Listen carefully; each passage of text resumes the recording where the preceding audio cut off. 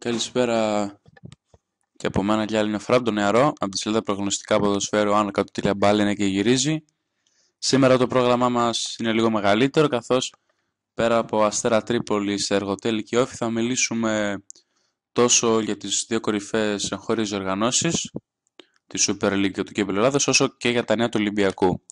Ας ξεκινήσουμε με τα αποτελέσματα του Κυπέλλου Ελλάδος. Λοιπόν, ξεκινάμε με την πρώτη φάση, υπενθυμίζοντάς σας, Ηρακλής Ψάχνων Πανελιάλιος 2-1, Απόλλων Καλαμαριάς Ζάκερτος 3-0, Ολυμπιακός Βόλου Παναχαϊκή 2005 2-0, Βίζας Μεγάρων Χανιά 1-2, Αστέρας Μαγούλας Επισκοπή 2-1, Τύρναβος Ηρακλής 1-1, 3-4 στα πέναλτι πέρα στους ομάδες Θεσσαλονίκης, Αναγέννηση Γιαννιτσών Αιγυνακός 2-3, Εθνικός Γαζούρ Νικηβόλου 1-2, Αναγέννηση Καρδίτσας Νέα Καβάλα 3-2, Πυριορικός Βατανιακός 3-0, Φωτικός Ακαρναϊκός 2-1, ΑΟ Γλυφάδα Σκαλιθέα 0-1 και τέλος Πανηλιακός Φωστήρας 1-2, Κασιόπη Δόξα Δράμας 2-2, 6-5 στα πέναλτι κέρδισε Κασιόπη. Αυτή ήταν και την πρώτη φάση. Για τη δεύτερη φάση, όπου υπήρχαν αρκετά μάτς που έγιναν διάφορες εκπλήξεις. Πέρα από το γεγονός ότι ο Ολυμπιακός κέρδισε 5-1 το Φωτικό, ο Παναθηναϊκός 2-1 τον Εργοτέλη, ο Πανιόνιος 3-1 τον Απόλλωνα Καλαμαριάς, ο Πανετολικός 0-1 την Κασιόπη, η ΑΕΛ Καλονής 1-2 τον Πιερικό, ο Όφη 0-1 την Καλιθέα και οι νίκες των ΠΑΟΚ και Ατρόμη του απέναντι στις Αναγέννησης Καρδίτσας και Φωστήρα αντίστοιχα. Στα άλλα μάτς όλα παίζονται. Όπως πιστεύω εντάξει και στο Παναθηναϊκός Εργοτέλης, ο Εργοτέλης έχει ακόμα πιθανότητες. Στα υπόλοιπα πιστεύω έχει τελειώσει η υπόθεση πρόκριση. Να πούμε τις εκπλήξεις, τα υπόλοιπα δηλαδή αποτελέσματα. Νίκη Βόλου Παναθηναϊκός 2-1, Αστέρας Μαγούλας Λεβαδιακός 2-1, Ηρακλής Ψαχνών Βέρεια 3-1. Νομίζω ο Ηρακλής Ψαχνών είναι πολύ κοντά στην πρόκριση, περισσότερα από οποιαδήποτε άλλη ομάδα, η οποία κέρδισε όμιλο της Super League. Ο Πας Γιάννενα έμεινε στο 0-0 με τον Αιγυνιακό, όπως και ο Αστέρας με τα Χανιά, που έχασε πολλές ευκαιρίες η ομάδα της Αρκαδίας. Ο Ηρακλής κέρδισε με 1-0 της Κονταξάνθη και αναμένω με ένα συναρπαστικό δεύτερο μάτς, όπως και στο Βικελίδης, όπου ο Ολυμπιακός Βόλος στο πρώτο μάτς επικράτησε 1-0 του Άρη. Ανοιχτά τα πάντα είναι και στο μάτς Πλατανιάς Απόλλων Σμύρνης, έληξε 1-1 το πρώτο μάτς και το δεύτερο παιχνίδι στη Ριζούπολη αναμένεται να έχει αρκετές συγκινήσεις. Αυτά από το κύπελλο, που ήταν μια πολύ καλή δεύτερη αγωνιστική, δεύτερη φάση. Ας περάσουμε στην βαθμολογία της Super League,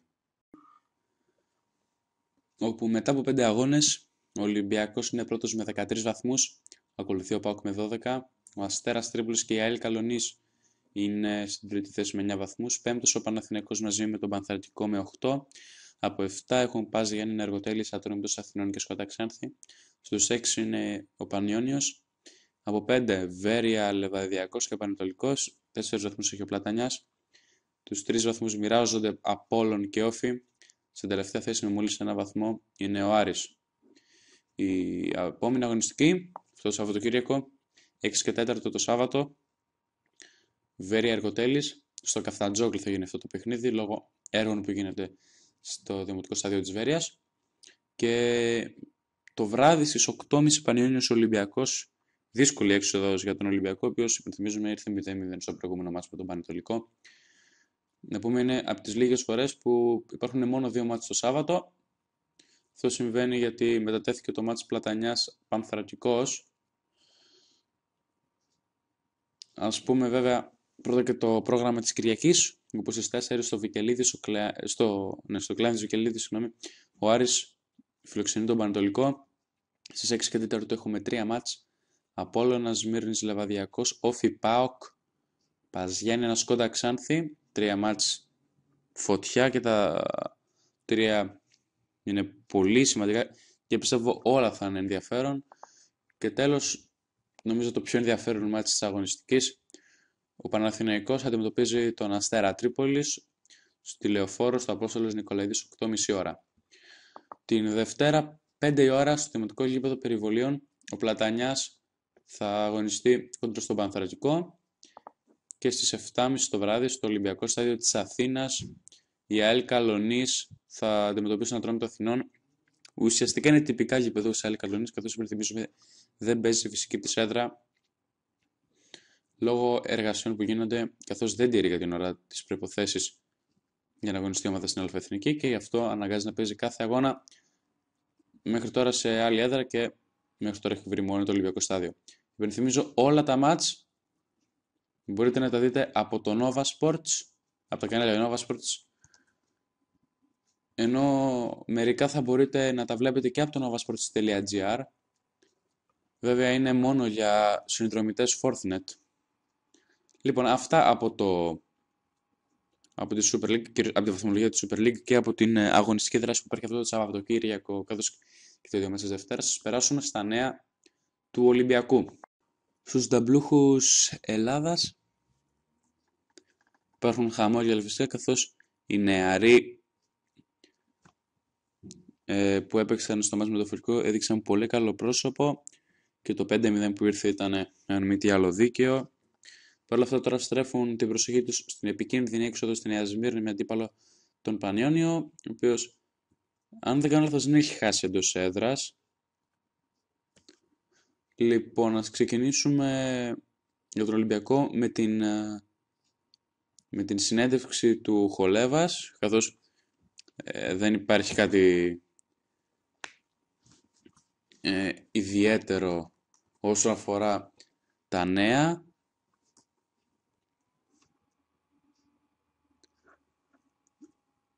Θα βγει αύριο το πρωί ή σήμερα το βράδυ και η αποστολή, οπότε δεν είμαστε σε θέση να σας ενημερώσουμε για την αποστολή. Λοιπόν, ο Χολέβας μίλησε στους δημοσιογράφους και είπε ότι πρέπει να δίνουμε τον καλύτερό μας σε αυτό σε κάθε αγώνα. Πετύχαμε την νίκη που θέλαμε και τώρα πρέπει να επικεντρωθούμε στο μάτς με τον Πανιόνιο. Είναι νωρίς να μιλάμε για το πρωτάθλημα από τώρα. Είναι η αρχή της σεζόν. Πρέπει να βλέπουμε κάθε παιχνίδι ξεχωριστά και μετά να δούμε τι θα συμβεί, ανέφερε ο αριστερός οπισθοφύλακας της ομάδας του Πειραιά. Ο Χολέβας, ο οποίος, αν και ήταν πολύ κοντά στο να αποχωρήσει από την ομάδα, τελικά όχι μόνο έμεινε, αλλά έχει αρχίσει και παίρνει και μάτς στα πόδια του. Περνάμε σε μια άλλη δήλωση του Μασάντο. Χαρακτηριστικά είπε, έδωσα την απάντηση στο γήπεδο. Να πούμε λοιπόν ότι είχε τραυματιστεί. Η κάκωση που υπέστη στο δεξί γόνατο στο εκτός έδρας αγώνα με τον Πανετολικό θα τον κρατήσει περίπου μια εβδομάδα ακόμα μακριά από τους αγωνιστικούς χώρους. Αλλά ο Παόλο Μασάδο δηλώνει πως θα επιστρέψει πιο δυνατός. Ο Πορτογάλος υπογράμμισε πως μια ομάδα όπως ο Ολυμπιακός δεν μπορεί να φέρει δύο ισοπαλίες στη σειρά και προφανώς αναφερόταν στο μάτς που ακολουθεί με τον Πανιόνιο στη Νέα Σμύρνη, που υπενθυμίζω είναι το Σάββατο στις 8.30. Χαρακτηριστικές απαντήσεις. Αν το φετινό ρόστερ του Ολυμπιακού είναι πολύ πιο ποιοτικό από πέρυσι, φαίνεται πως υπάρχει μεγάλος ανταγωνισμός σε όλες τις θέσεις και αν εισπράττει και ο ίδιος κάτι τέτοιο, ο ίδιος απάντησε πως ναι, φέτος υπάρχει μεγαλύτερος ανταγωνισμός, γι' αυτόν τον λόγο όλοι οι παίκτες προσπαθούν πάντα να προπονούνται όσο καλύτερα γίνεται, ώστε να τους δοθεί ευκαιρία να παίξουν καλά. Υπάρχουν χαμόγελα λοιπόν γενικά στην ομάδα, γιατί βλέπουν ότι έχει ανεβεί επίπεδο και ευελπιστούν λοιπόν να αφήσουν πίσω την κακιά εμφάνιση που είχαν στο Αγρίνιο. Μια νέα αρχή θα μπορούσαν με νίκη και αν όχι στραβοπάτημα, έστω και με νίκη του ΠΑΟΚ, ο οποίος είναι δεύτερος, να μείνουν στην κορυφή του βαθμολογικού πίνακα. Αλλά στην περίπτωση που ο ΠΑΟΚ σε μια δύσκολη έδρα όπως ο Όφη, όπως σε αυτή του Όφη, στραβοπατήσει και ο Ολυμπιακός καταφέρει και πάρει το διπλό, θα αυξηθεί και η διαφορά στη βαθμολογία. Αυτά από τον Ολυμπιακό, όπως είπαμε, δεν υπάρχει κάτι το ιδιαίτερο. Πάντως το μόνο σίγουρο είναι ότι πρωταρχικός στόχος φυσικά, όπως σε κάθε μας Ολυμπιακό φέτος, είναι η νίκη. Και με αυτή τη νίκη θα αυξηθεί ενδεχομένως, όπως είπα, διαφορά και θα έχει και μια μεγάλη ευκαιρία ο Ολυμπιακός να την αυξήσει κι άλλο, καθώς την επόμενη αγωνιστική ο Ολυμπιακός φιλοξενεί τη Βέρεια και ο ΠΑΟΚ παίζει με τον Παναθηναϊκό σε ένα ντέρμπι και αναμένεται να ενδεχομένως να αυξηθεί η διαφορά. Γι' αυτό και λοιπόν έχουν στο μυαλό τους μόνο την νίκη. Ας περάσουμε στα νέα της ομάδας του Αστέρα Τρίπολης. Στους Αρκάδες επικρατούν χαμόγελα, όχι φυσικά για την εμφάνισή τους στο μάτς με τα Χανιά, που στο πρώτο μέρος ήταν απογοητευτική, αλλά για το γεγονός ότι τελικά θα πάρουν τα 300 εισιτήρια για την διάθεση του κόσμου για το μάτς στην Λεωφόρο με τον Παναθηναϊκό την Κυριακή στις 8.30 ώρα. 300 λοιπόν εισιτήρια. Βέβαια, το Υπουργείο Προστασίας αποφάσισε πως θα πρέπει να εισχωρήσουν χωρίς διακριτικά, χωρίς δηλαδή πανό και τέτοια. Να πούμε ότι στο μάτς με τον Παναθηναϊκό θα είναι ο Παπάς, ο Ανδρέας Παπάς από την Αθήνα. Ορίστηκε να διευθύνει το παιχνίδι του Αστέρα. Αυτό φυσικά δεν βγάζει κανένα απολύτως νόημα, καθώς δεν επιτρέπεται να υπάρχει σε αγώνα μιας ομάδας από την Αθήνα, για παράδειγμα ένας διαιτητής από την Αθήνα. Παρ' όλα αυτά, όπως βλέπετε, αυτό γίνεται πρωτάκουστο. Είναι δηλαδή, πολύ σπάνιες φορές, έως ποτέ. Όσο αφορά το μάτς το οποίο έγινε με τα Χανιά, ήταν πολύ άσχημο στο πρώτο ημίχρονο, όπως είπα ο Αστέρας. Στο δεύτερο ανέβασε ρυθμό, είχε 2 δοκάρια, η είσοδος του Ντεμπλάσης άλλαξε πάρα πολλά. Στρέφονται φυσικά όλοι στο μάτς με τον Παναθηναϊκό. Επίσης να πούμε ότι ο Αστέρας κατέθεσε και μια πρόταση στην διοίκηση της Super League αναλυτικά.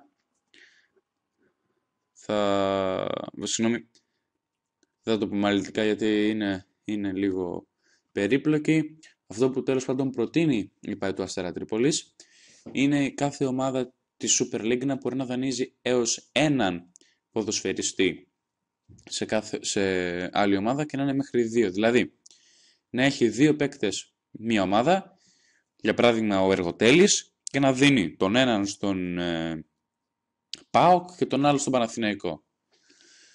Παράδειγμα, λέω έτσι. Συγγνώμη. Από ΠΑΕ της Super League σε ΠΑΕ της Football League μέχρι 2 ποδοσφαιριστές σε κάθε ομάδα και συνολικά σε 3 ΠΑΕ. Δηλαδή, μπορούν σε Ολυμπιακό Βόλου, σε Λάρισα και... σε Ολυμπιακό Βόλου, σε Νίκη Βόλου και στην Κέρκυρα, ο Αστέρας να δώσει από 2 σε κάθε μία ομάδα. Και από ΠΑΕ σε ομάδα της ΓΑΜΑ Εθνικής 3 ποδοσφαιριστές σε κάθε ομάδα και αυτές οι ομάδες να είναι 4. Για να μην αλλοιώνονται αποτελέσματα και τέτοια, καθώς υπάρχουν για παράδειγμα αρκετοί παίκτες δανεικοί από τον Ολυμπιακό σε άλλες ομάδες Super League. Κάτι τέτοιο δεν είναι και τόσο δεκτό από τις υπόλοιπες ΠΑΕ. Επίσης να πούμε ότι το επόμενο μάτς με τον Ατρόμητο θα είναι ένα πάρα πολύ σημαντικό παιχνίδι και γι' αυτό θέλουν να ξεκινήσουν αυτό το μίνι μαραθώνιο με νίκη, καθώς ο Αστέρας παίζει με το Παναθηναϊκό την Κυριακή. Στη συνέχεια παίζει εντός με τον Ατρόμητο. Την 8η αγωνιστική θα παίξει εκτός με τον ΠΑΟΚ και η 9η αγωνιστική θα παίξει το ντέρμπι του με τον Λεβαδιακό. Υπενθυμίζω, μόνο καλές σχέσεις δεν έχουν οι οπαδοί των δύο ομάδων. Αυτά από τον Αστέρα Τρίπολης, δεν υπάρχει κάτι άλλο. Ας περάσουμε και λοιπόν στα νέα του Όφη. Στους κριτικούς να πούμε ότι παίζουν με τον Όφη εντός έδρας, ευελπιστούν να επιτύχουν και την πρώτη τους εντός έδρας νίκη, γενικά την πρώτη τους νίκη. Ο Γκαλέτη δεν θα αγωνιστεί στο μάτς με τον ΠΑΟΚ. Ο Λουτσάνο Γκαλέτη, ο οποίος δεν υπολογίζεται λοιπόν, καθώς έχει μείνει εκτός προπονήσεων για ένα δεκαήμερο, καθώς έχει αποκομίσει αυτό το τραυματισμό από τον Αστέρα Τρίπολης και ήταν σημαντικός αρκετά για να τον κρατήσει από το μάτς της Κυριακής κόντρα, εντάξει, σε μια τόσο καλή ομάδα όσο ο ΠΑΟΚ. Αναμένεται αρκετός κόσμος. Χαρακτηριστικό είναι άλλωστε ότι βγήκε μια ανακοίνωση από τους Παλεμάχους ότι την Κυριακή νικητής θα είναι και ο κόσμος. Ο Σύλλογος Παλεμάχων του Όφη, πιο συγκεκριμένα. Νικητές την Κυριακή, ο Όφη και ο κόσμος του. Δεν υπάρχει κάτι άλλο ιδιαίτερο εκτός το γεγονός ότι ανανέωσε ο Μονιάκης μέχρι το 2015, 25χρονος, δήλωσε «Ο Όφη είναι το σπίτι μου». Θυμίζω ότι στο συγκεκριμένο παίχτη είχε δοθεί συμβόλαιο από τον Ολυμπιακό, το οποίο διήρκησε μόλις 5 μέρες και συνέχεια προχώρησαν στη διακοπή της συνεργασίας με τον παίκτη οι Ερυθρόλευκοι. Λοιπόν, αυτά, ας περάσουμε και στον Εργοτέλη. Στην έτερη ομάδα από το Ηράκλειο της Κρήτης, να πούμε ότι υπάρχουν χαμόγελα, καθώς πραγματικά ήταν πολύ καλή στο γήπεδο απέναντι στον Παναθηναϊκό. Δυστυχώς για αυτούς στο 90 ο Σίντερφιλ τους χάλασε τα σχέδια. Ο Πετράκης δήλωσε πως στόχος μας πάντα είναι το καλύτερο. Μετά το παιχνίδι, μερικά από τα λόγια του ήταν ότι ήταν ένα πολύ ωραίο παιχνίδι, αναφορικά πάντα με τον αγώνα κυπέλου. Ο κόσμος που παρακολούθησε από κοντά το ευχαριστήθηκε και οι δύο ομάδες είχαν ευκαιρίες να σκοράρουν. Ήταν ένα ανοιχτό παιχνίδι και μπορούσε να ήταν μεγαλύτερο το αποτέλεσμα. Επίσης, για τον Μπαμ Μπαμ, τον Μπαντί Μπαγκά και τον Πελέ, τρεις πολύ καλούς ποδοσφαιριστές, είπε ότι ο Εργοτέλης είναι ένα πάρα πολύ σοβαρό σωματείο και με πολλούς οργανωμένους ανθρώπους. Έχουμε κάποιες προτάσεις. Συνέχεια γίνεται αξιολόγηση και καταλήγουμε σε κάποιους παίκτες. Είμαστε ικανοποιημένοι από την προσφορά των συγκεκριμένων ποδοσφαιριστών. Θέλουμε να τους διαχειριστούμε για να έχουν κέρδος εκείνοι και για να έχει κέρδος και η ομάδα.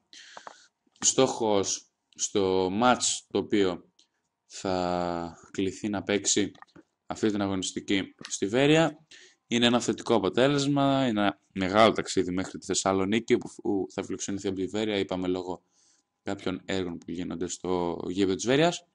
Έχει ως στόχο την συνέχεια του πολύ καλού αγώνα της πολύ καλής εμφάνισης που είχε απέναντι στον Παναθηναϊκό, με μια ομάδα η οποία δεν νομίζω να είναι πολύ καλύτερη από τον Εργοτέλη. Πιστεύω θα δούμε ένα καλό μάτς και ο Πετράκης μίλησε και γι' αυτό, λέγοντας ότι στόχος είναι ένα καλό αποτέλεσμα. Λοιπόν, δεν υπάρχει κάτι ακόμα να προσθέσουμε. Πίσω σε εσάς και καλό Σαββατοκύριακο να έχουν και οι τηλεθεατές μας, με πολλά γκολ στο πρωτάθλημα. Γεια σας από μένα.